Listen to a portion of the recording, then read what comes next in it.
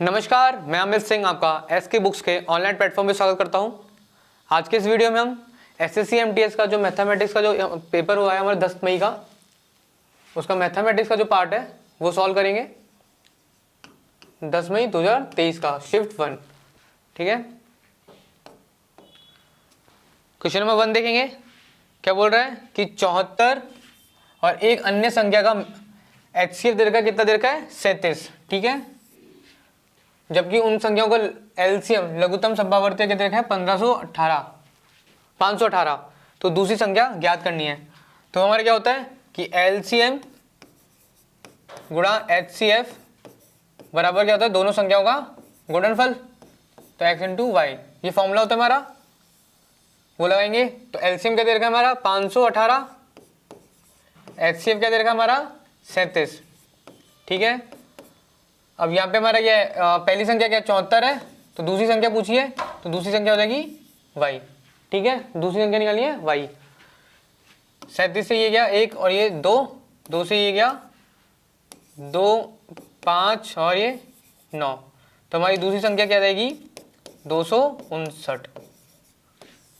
दूसरी संख्या क्या रहेगी हमारी? 259। ठीक है, ऑप्शन कौन सा जाएगा? ऑप्शन सी। क्लियर है? अगला देखेंगे। क्या बोला है कि दो संख्याओं का अनुपात दे रखा है 6:7 और उनका एचसीएफ दे रखा है 3। तो उनका एलसीएम निकालना है। ठीक है, अगर मेरी संख्या है अनुपात में देखिए 6 और 7 और उनका एचसीएफ क्या दे रखा है मुझे? 3, तो मैं क्या कह सकता हूँ? संख्या क्या हो सकती है? 18 और ये 21। ठीक है, 6 × 18 और 7 × 21। ठीक है, अब इनका मुझे क्या निकालना है? एलसीएम निकालना है। तो 6 × 7 × 3 क्या जाएगा? 42 × 3, 3 दूनी 6 और 4 × 12, 126। ठीक है, फिर एलसीएम क्या जाएगा? 126। क्लियर है? क्यों देखो ये मैंने सीधे से गुणा क्यों किया? क्योंकि जब मैं इनका एलसीएम का वो निकालूंगा तो 18 और 21, 3 यहाँ से निकाला तो यह आया 6 और यह आया 7, तो 6, 7 और 3। ठीक है, तो सीधे सीधे मैंने गुणा किया क्योंकि एचसीएफ है और बाकी दोनों मेरे क्या है? नंबर है जो मेरे क्या है? दोनों एक दूसरे में को प्राइम है। क्लियर है? अगला देखेंगे क्वेश्चन नंबर 3। क्या बोल रहा है कि पी क्यू आर का योग दे रखा है 85। P plus Q plus R का योग कितना दे रखा है मुझे? 85 दे रखा है। मुझे अनुपात दे रखा है पी क्यू का और क्यू आर का। पी क्यू और आर अनुपात दे रखा है, ये क्या है? 1 और 2, और क्यू आर का क्या रखा है? 3 और 4। तो यहाँ 3 हो जाएगा, ये हो जाएगा 2। अनुपात निकालेंगे 3, 3 दूनी 6 और 4 दूनी 8। तो तीनों का अनुपात आ गया 3:6:8। योग क्या दे रखा है मुझे? 85। तो मैं क्या लिख सकता हूँ? 3 और 6 9, 9 और 8 17। तो 17x मेरा किसके बराबर है? 85 के। तो x क्या हो जाएगा मेरा? 5। अब मुझसे उसने क्या पूछा है? r का मान। तो r क्या है मेरा? 8x। तो मेरा ये आ जाएगा 40। ठीक है, तो r का मान कितना आ जाएगा मेरा? 8 × 5 बराबर 40। ठीक है, तो सही उत्तर क्या हो जाएगा? Option A 40। r का मान क्या आ जाएगा? 40। अगला क्वेश्चन देखेंगे। अगला सवाल क्या कह रहा है कि 20 संख्याओं का औसत दे रखा है 32। 20 संख्याओं का औसत क्या दे रखा है मुझे? 32। यदि दो संख्याएं 29 और 31 हैं तो शेष संख्याओं का औसत कितना होगा? ठीक है, इन दोनों का योग करूंगा तो कितना जाएगा? 29 + 31 क्या जाएगा? 60। तो मेरा कुल कितना है? 32 × 20, ये मेरा कुल योग होगा। यह आ जाएगा 640।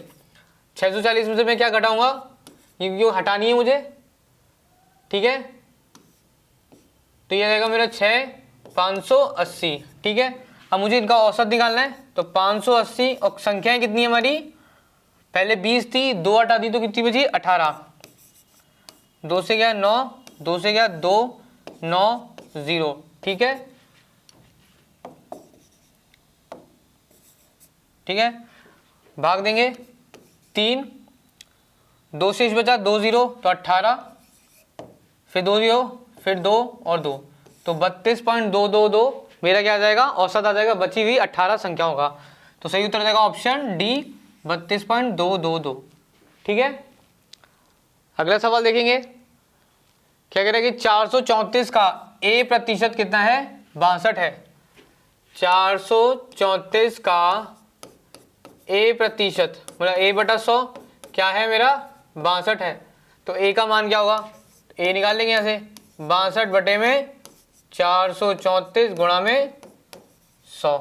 ठीक है, 2 से गया 31, 2 से गया 1, ये 2, 1 और ये 7। ठीक है, 2 1 और 7। ठीक है, 31 का करेंगे 7 से भाग, 7 से गुणा 1, 7 से गया 7, 7 एकम 7 और 7 21, तो ये 7 आया। तो ये आया मेरा 1/7 गुणा में 100, और ये इसका मान कितना होता है 14.28, 14.28%।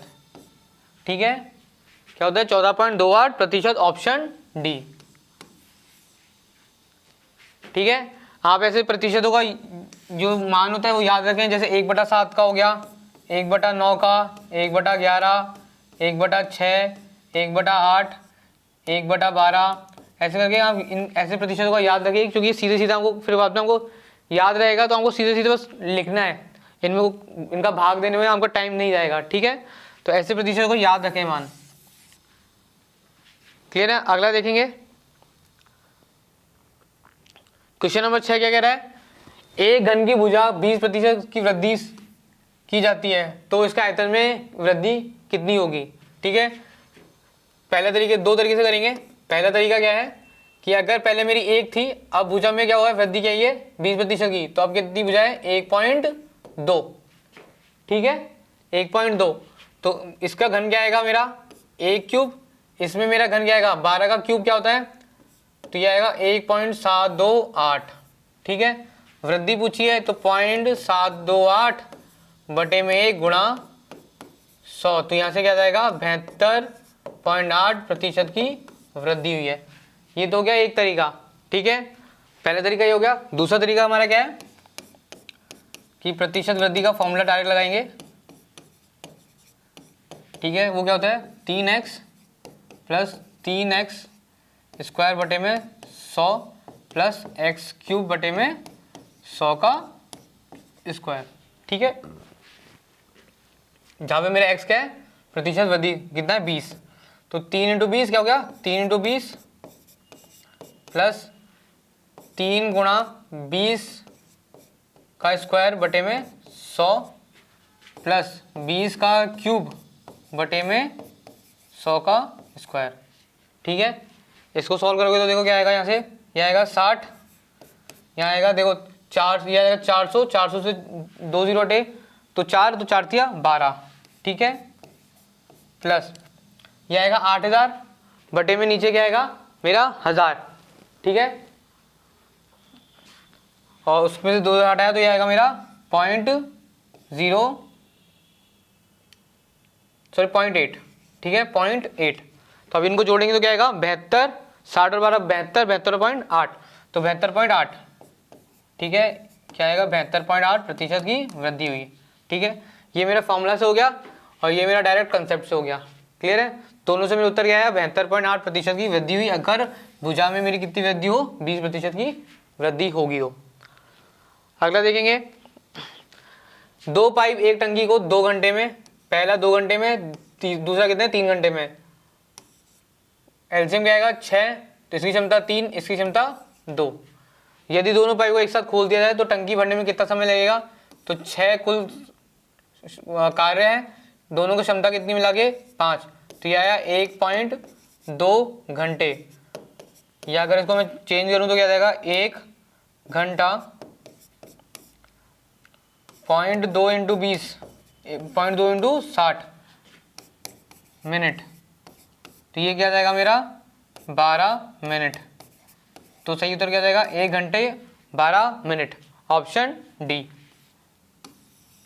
ठीक है, ऑप्शन डी 1 घंटा 12 मिनट में टंकी दोनों भर जाएंगी अगर जब दोनों पाइप खोल दी जाएंगी तो।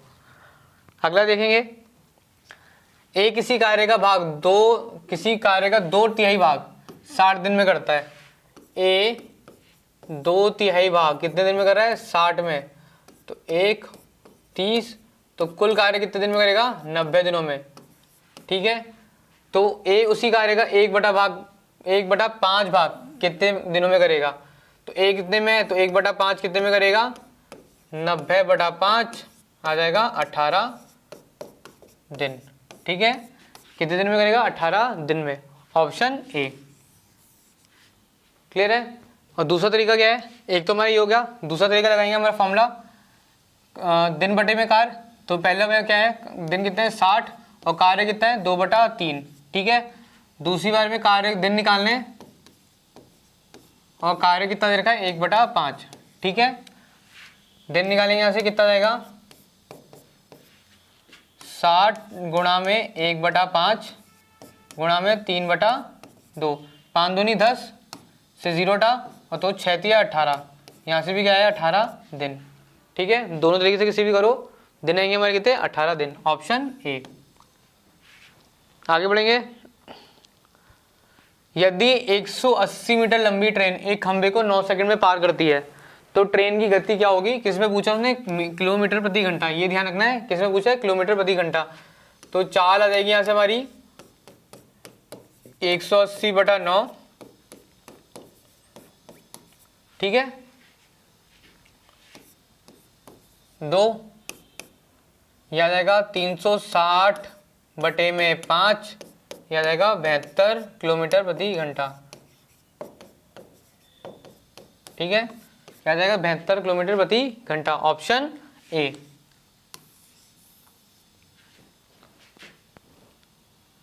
क्वेश्चन में 10 देखेंगे, क्या बोल रहा है कि 12% और 10% को 2 क्रमिक छूटों में समतुल्य छूट में बदलना है। ठीक है, तो 2 तरीके हैं। पहला क्या करें कि 100 माइनस 12 का क्या जाएगा? 88, वहाँ से क्या जाएगा? 90/100। या तो इससे करें, या दूसरा तरीका क्या है कि 12 + 10 माइनस 12 गुणा 10/100। 1 0 से 1 0 कैंसिल, ये क्या जाएगा? 22, यहाँ से क्या? 12/10 तो 1.2, तो यह जाएगा 20.8%। इससे करो या इससे करो, उससे भी क्या आएगा? 20.8%। ठीक है, तो सही उत्तर क्या जाएगा? Option D, 20.8%। क्लियर है। क्वेश्चन नंबर 11, एक आयत का विकर्ण दे रखा है 17 सेंटीमीटर का। ठीक है, विकर्ण क्या दे रखा है? 17 सेंटीमीटर। फिर उसका क्या बोला कि क्षेत्रफल दे रखा है उसका, तो ये L है, ये B है। ठीक है, तो L² + B² किसके बराबर है? 17², जो कि क्या है? 289। ठीक है, फिर क्या बोला कि क्षेत्रफल दे रखा है 120, तो L × B क्षेत्रफल होता है आयत का, और वो किसके बराबर है? 120 का। तो क्या पूछ रहा है कि आयत का परिमाप क्या होता है? अब परिमाप क्या होता है? 2 × L + B, मतलब हमें क्या चाहिए? L + B चाहिए। अभी कैसे निकालेंगे? देखो, एक इक्वेशन क्या है हमारा कि L² + B² और एक LB। मैं क्या कहता हूँ कि L + B का होल स्क्वायर किसके बराबर होता है? L² + B² + 2LB। ठीक है, ये फॉर्मूला होता है। ये मेरे को पता है, ये कितना है हमारा? 289, और LB कितना दे रखा है? 120, तो 2 × 120 क्या हो जाएगा? 240। तो इसको कन्वर्ट करेंगे तो क्या आएगा हमारा? 529 किसके बराबर आएगा? L + B का होल स्क्वायर। ठीक है, यहाँ से LB क्या आ जाएगा मेरा? L + B क्या आ जाएगा मेरा? 23। ठीक है, इसका रूट करेंगे तो क्या जाएगा? 23। तो L + B क्या है? 23, और मुझे परिमाप निकालने का क्या फॉर्मूला है? 2 × L + B, तो ये आ जाएगा 2 × 23 क्या आ जाएगा? 46। तो मेरा परिमाप का मान कितना आ जाएगा? 46 सेंटीमीटर। ऑप्शन क्या आ जाएगा? Option D. ऑप्शन क्या आ जाएगा? Option D. ठीक है, अगला देखेंगे। एक घन का पार्श्व पृष्ठीय क्षेत्रफल, पार्श्व पृष्ठीय क्षेत्रफल, तो मतलब क्या हो गया? 4a² किसके बराबर है? 784। तो a² आ जाएगा यहाँ से 784/4। ठीक है, यहाँ जाएगा मेरा 1, 3 और 8 9 और ये 96, ए स्क्वायर क्या गया 196। तो यहाँ से ए कितना जाएगा मेरा 14, ठीक है, ए मेरा भुजा गई 14।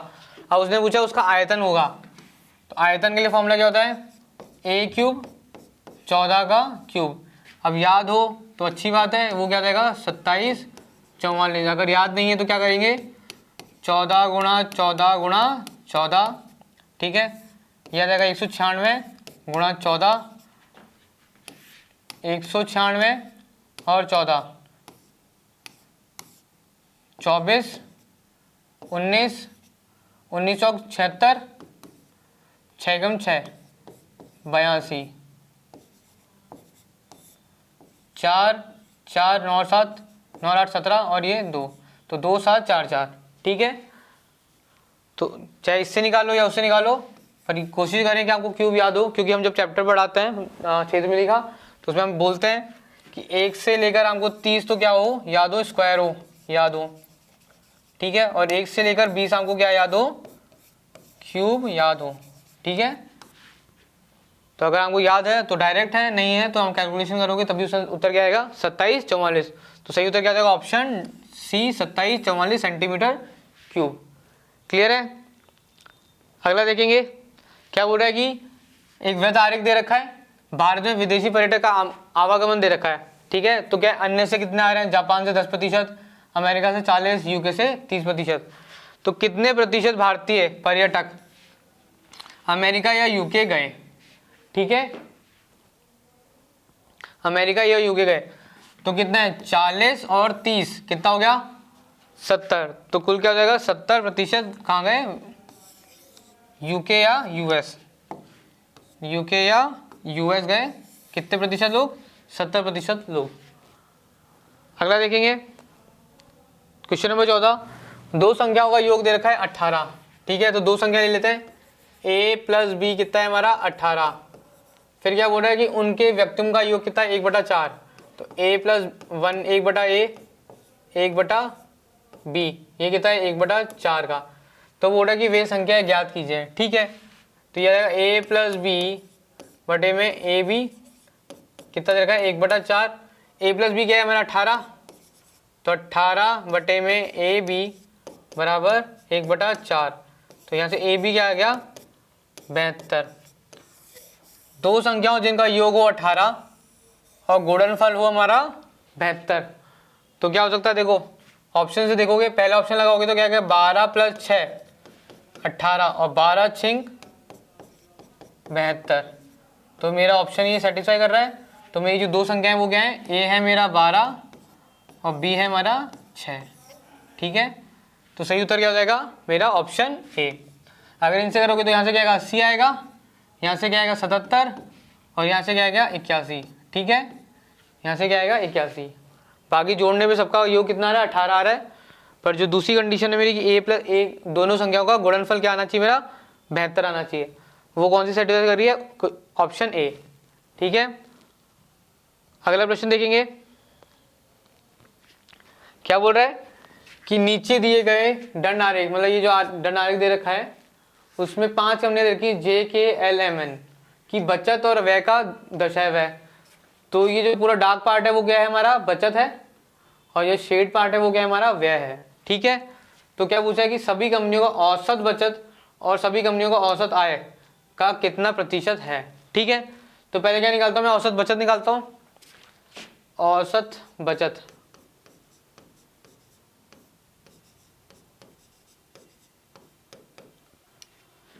बचत किससे है डार्क पार्ट से, तो 600 और 1600 कितना हो गया 2200, 2200 और 1200 4000, 4600 और 8 5400। तो यह आया मेरा 5400 बटे में कितना है 5, ठीक है। मैं बटे अब इसको सॉल्व नहीं कर रहा, क्यों देखो यहाँ से भी जब मैं औसत निकालूंगा तो 5 से 5 तो कैंसिल हो जाएगा। तो यहाँ मैं क्या निकालता हूँ औसत व्यय, ठीक है।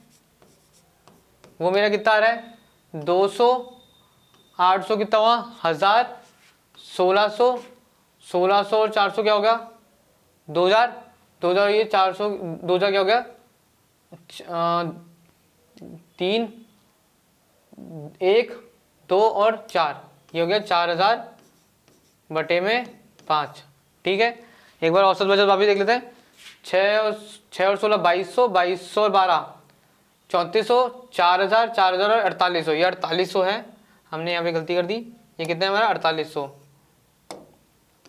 ठीक है, तो उसने पूछा है कि औसत बचत, औसत व्यय का कितना प्रतिशत है। ठीक है, तो यहाँ से निकालेंगे कितना आ जाएगा 4800 बटे में 5 से 5 कैंसिल आउट हो जाएगा, बटे में 4000 गुणा में 100, 2 0 से 2 0 कैंसिल, 4 से गया ये 10, 4 से गया ये 12, 1 0 से 1 0 कैंसिल, तो यहाँ से आ जाएगा मेरा 120%। क्या आ जाएगा 120%। तो सही उत्तर क्या आ जाएगा ऑप्शन सी। ठीक है, एक बार ऐसे डेटा चेक कर लिया करो। देखो हमसे भी थोड़ी सी मिस्टेक हुई ना यहाँ पे, तो क्योंकि क्वेश्चंस में इसमें कुछ और नहीं है, आपको डेटा पढ़ना होता है। अब इसमें डेटा बहुत सारा दे रखा होता है इन क्वेश्चनों में, क्वेश्चंस वही पूछता है जो हमने पढ़ा हुआ होता है, बस हमको डेटा पढ़ना आना चाहिए। हमने डेटा अगर सही से पढ़ा तो हम क्वेश्चन में और कहीं नहीं होगे। ठीक है, बाकी में वो नॉर्मल पूछता है, औसत पूछ लिया, अनुपात पूछ लिया। ठीक है, यहाँ पे इन्होंने प्रतिशत पूछ लिया। आगे चलेंगे, क्या कह रहा है कि अच्छा बोर्ड मास से सॉल्व करना है। बोर्ड मास लगाएंगे, क्या लगाएंगे, बोर्ड मास लगाएंगे। ये क्या आ गया 15 8 80। ठीक है, गुणा में अंदर चलेंगे। अब ये कितना आया 15, 17 मैंने 2 15 और 45 बटे 15 कितना आया 3। तो ये आया मेरा अंदर क्या है 3, उसके बाद ऑफ आ रहा है तो 3 दूनी 6 इंटू 80 इंटू 6, यह आया 480। ठीक है, यहाँ तक कितने आया मेरा 480 आया यहाँ तक का।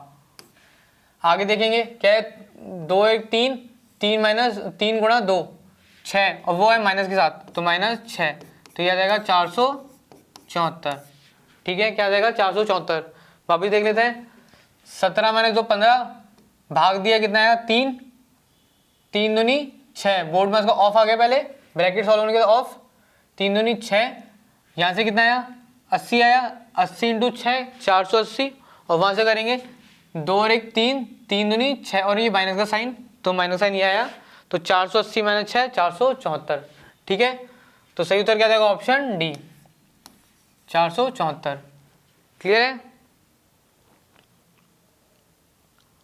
अगला देखेंगे, यदि एक वर्ग का परिमाप दे रखा है 328। ठीक है, वर्ग का परिमाप 4a दे रखा है 328, तो a आ जाएगा यहाँ से 8 और 2। ठीक है, 8 और 2, तो उसने बोला वर्ग का क्षेत्रफल ज्ञात कीजिए। ठीक है, तो मतलब a का स्क्वायर पूछा उसने कितना 82 का स्क्वायर, कैसे निकालेंगे 82 82, 2 दूनी 4, 8 दूनी 16, 8 बटे 64, सॉरी 8 बटे 64, 8 दूनी 16, 16 दूनी 32, तो आ जाएगा 4 2 7 और 6, 6 7 2 4। ठीक है, तो मेरा क्या आ जाएगा क्षेत्रफल 6 7 2 4। ठीक है, सही उत्तर क्या देगा ऑप्शन बी। इसको एक बार देख लो कैसे करता है, कि जैसे हमने दो संख्या ली 82 और 82, क्या करा 2 दूनी 4, तो 0 4, हमेशा जब भी नंबर रखेंगे किसमें रखेंगे 2 की पावर उसमें रखेंगे, 2 प्लेस में। अगर सिंगल आ रहा है मतलब 4 आ रहा है या 5 आ रहा है तो आगे 0 लगा देंगे। ठीक है, तो यह क्या आया मेरा 4 आया, तो 2 दूनी 4 तो 0 के साथ, और 8 दूनी 8 बटे 64। ठीक है, ये आया। अब क्या करना है क्रॉस करना है, 8 दूनी 16, 8 दूनी 16, 16 और 16 32, अब ये 32 कहाँ रखेंगे यहाँ से। ठीक है, तो 4 2 7 और 6, सेम हमने पिछले एक क्वेश्चन हो गया था जब हमने क्यूब की बात कर रहे थे, तो वहाँ पे क्या किया था हमने 196 गुणा 14 किया था। तो यहाँ कहते हैं देखो 6 चौंगा 24, तो 2 में तो आगे 0 लगाने की जरूरत नहीं है, 19 से कम 19। ठीक है, क्रॉस करेंगे 19 इंटू 4 कितना है 76, 1 इंटू 6 ये आया, तो इन दोनों को जोड़ करेंगे तो क्या आएगा 82, तो यहाँ लगेंगे 82, 8 और 2, तो 4 4, 7 और 2, ठीक है। वहाँ पे 14 का क्यूब क्या आ गया 27, 44, यहाँ पे 82 का स्क्वायर क्या आ गया 67, 24, ठीक है। ये ट्रिक्स होती हैं, आपको ऐसे जितना आप कैलकुलेशन करोगे आपको ट्रिक्स पता चलती जाएंगी और फिर आपका कैलकुलेशन बहुत आसान होती जाएगी, ठीक है। तो यहाँ उत्तर आ जाएगा ऑप्शन बी 67, 24। क्या कह रहा है कि 210 मीटर की 2 रेलगाड़ियां हैं, एक पोल को पार करने में एक 10 सेकंड ले रही है और एक कितना ले रही है 10.5 सेकंड, ठीक है। तो पहली ट्रेन है 210 10 सेकंड में, तो उसकी चाल कितनी आ गई 21। दूसरी ट्रेन है जिसकी 210 लंबाई है, समय कितना ले रही है, तो यह आ जाएगा इसका 20, ठीक है।